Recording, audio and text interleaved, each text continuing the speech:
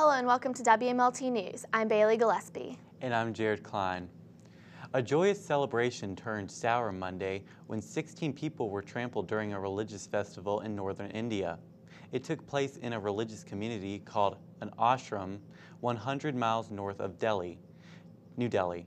Thousands were gathered to celebrate the 100th birthday of the ashram founder. Of the 16 who died, 14 were women. Stampedes at such events in India are really common due to the large crowds gathering in narrow, congested areas. Earlier this year, a stampede near a religious temple killed 100 people in southern India.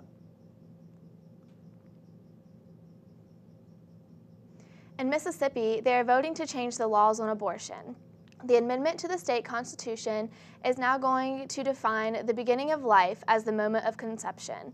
If this amendment passes, it would make it impossible to get an abortion in the state, as well as hamper the ability to get some forms of birth control.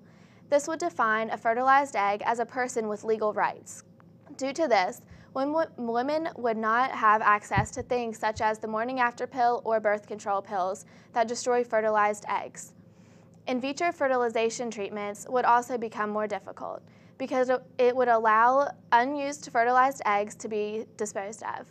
Some believe that this amendment would give the state too much control over women's reproductive rights. A fundraiser to benefit children in Athens was held at Pipestem at Brandon's Barbecue. Besides having a good steak, WMLT's Chris Allen found out more about the event. The Concord Child Development Center is always in need of supplies. We're a nonprofit organization, and there's always a need for materials, art supplies, those type of things for the children. And so we usually try to do fundraisers to help purchase tricycles, anything that we might need. So this is a fundraiser to support those needs.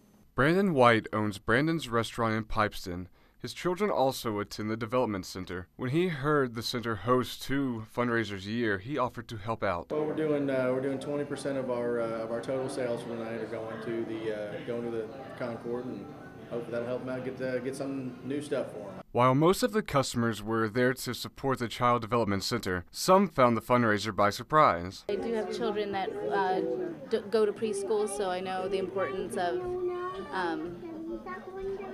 centers that are good and take care of the children and provide good care. So that's important.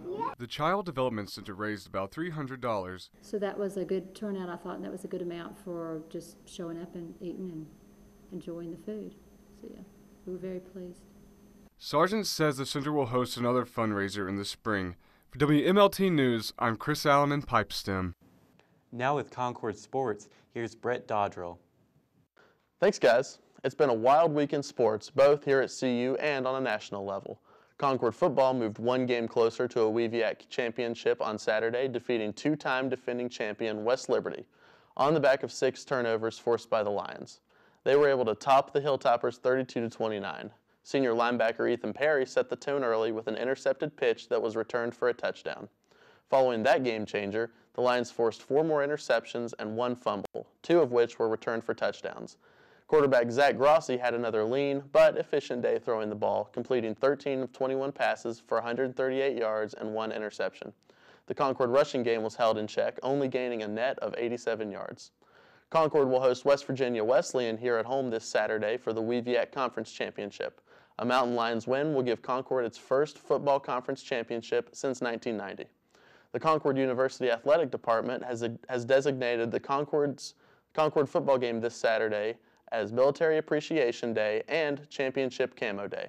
Concord Athletic Director Kevin Garrett has announced that all military personnel, both active and retired, will get free admission to Saturday's game with a valid military ID.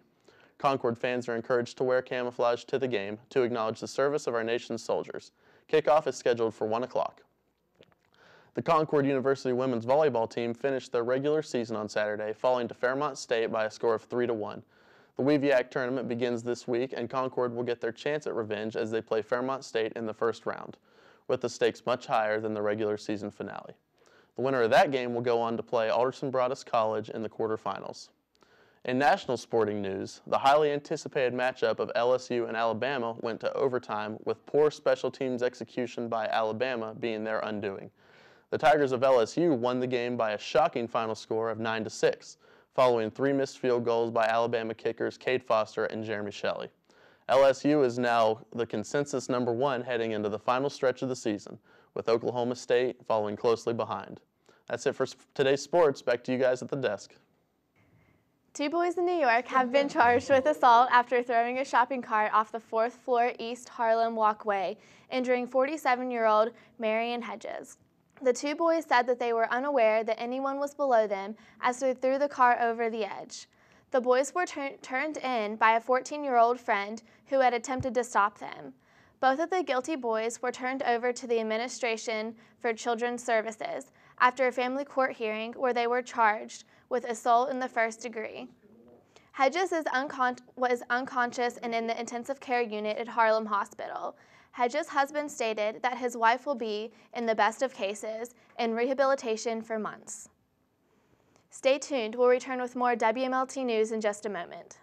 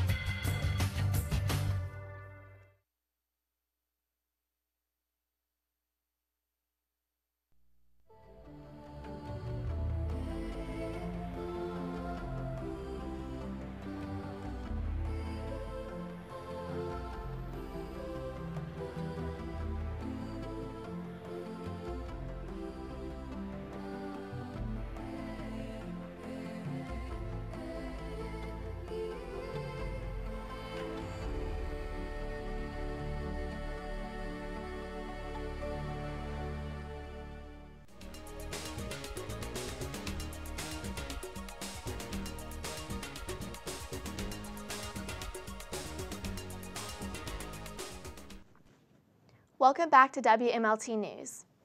West Virginia may be adopting a new anti-bullying policy in its schools. The new 75-page proposal by the Department of Education would enumerate 12 possible reasons for a child to be bullied. For the first time, sexual orientation and gender identity-based discrimination is also included in the 12 reasons. Punishment under the new policy would range from an after-school detention to a suspension from schools for up to 10 days. The new law also goes beyond the classroom, aiming to protect students on social media websites such as Facebook and Twitter. The civil rights group Fairness West Virginia has applauded the cause, calling it a landmark achievement. The new law will be considered on December 14th. If approved, the law is going into effect on July 1st of 2012. Tonight, the Fayette County K-9 unit will be featured on Country Justice, a new show on Animal Planet.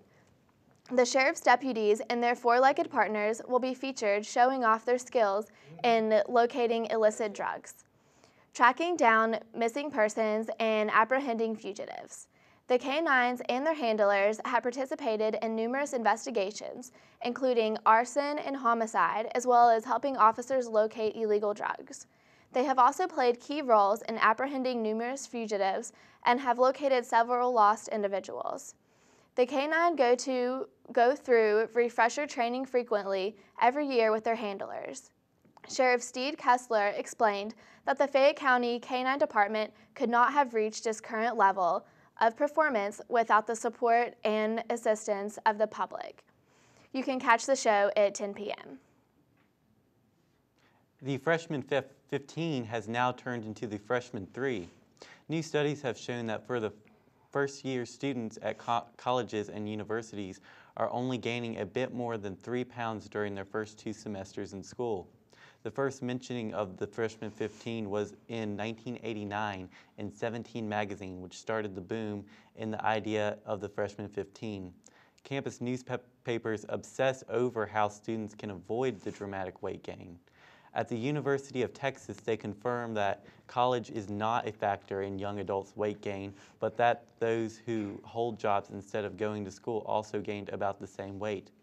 They have found that the key to keeping off the freshman 15 is to stay away from excessive alcohol intake as well as food and drinks.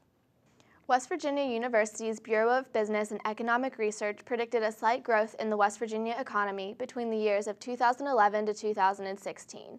The report was issued as part of the 18th Annual West Virginia Economic Outlook Conference in Charleston. This expected growth is dependent on the assumption that the national economy does not fall into another recession. According to the report also predicted that mining and natural resource job growth will significantly decrease over this time period.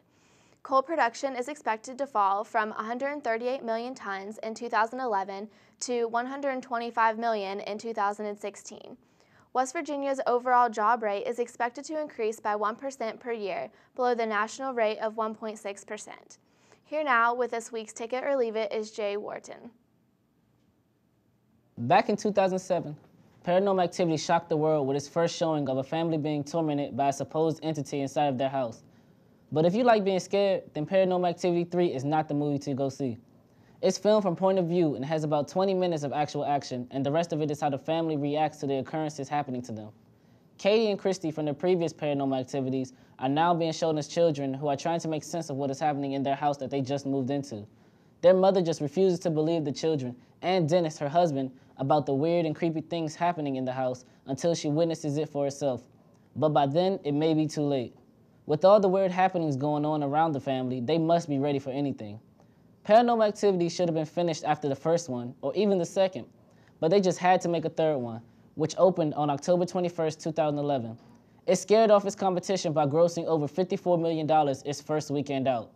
Movie experts had claimed that it would only reach to about $45 million. Guess they proved them wrong. It topped its predecessors by about $14 to $15 million, making it the best Paranormal Activity movie money-wise. That's all for this week's Ticket or Leave It. Back to you at the desk. Synthetic marijuana has appeared to cause heart problems in teenagers. Doctors reported Monday of 3 Texas teenagers who suffered heart attacks after smoking K2. These boys were otherwise healthy and showed no signs of cardiovascular problems, yet shortly after smoking K2, they reported chest pains. These drugs have become popular among illicit drugs because they do not show up on toxicology screens. Efforts are being made to make sales and possession of K2 illegal, yet new forms of synthetic drugs could already be in circulation. The use of these products are dangerous and unpredictable due to the lack of information on the origins of these compounds. That's all for this week's WMLT News from Concord University. Tune in again in 2 weeks. Have a good day.